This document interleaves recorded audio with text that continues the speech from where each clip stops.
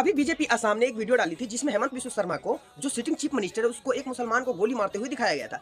क्या बीजेपी की इतनी बड़ी आईटी सेल को ये बात पता नहीं थी कि इससे आउटरीच होगा? उसको पता था कि आउटरीच होगा, उसको पता था कि मुझे वीडियो डिलीट करना पड़ेगा और बाद में एक्सप्लेनेशन देना पड़ेगा, वो दे भी दिए।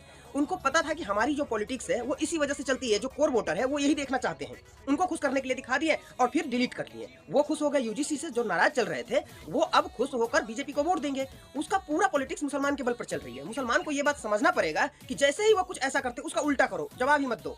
जो विरोध करने वाले वो तो करेंगे, उसको पता था कि डिलीट करना पड़ेगा और इस वजह से बीजेपी को पक्का फायदा मिलेगा। जब जब हिंदू मुसलमान होता है तब तक बीजेपी को फायदा मिलता है। जैसे ही कोई बीजेपी वाला तुमको बोलता है कि वंदे मातरम बोलो, तुम बोल दो, बीजेपी वाली की गांड फट जाएगी। अरे अब क्या करना है, भारत माता की जय बोलने के लिए बोलता है, तुम बोल दो। सारा पॉलिटिक्स इस बात पर टिकी हुई है, तुम जैसे ही बोलोगे उसका सारा पॉलिटिक्स खत्म।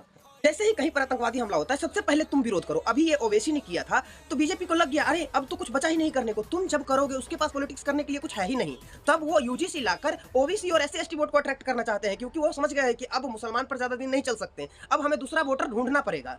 अब मुसलमान पर रिलाई करके तुम उल्टा करो, जो वो कहते हैं करने के लिए कर दो, उनकी गांड फट जाएगी।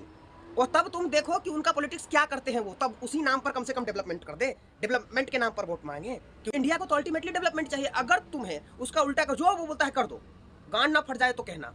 वो कहता है वंदे मातरम बोलने के लिए, बोल दो।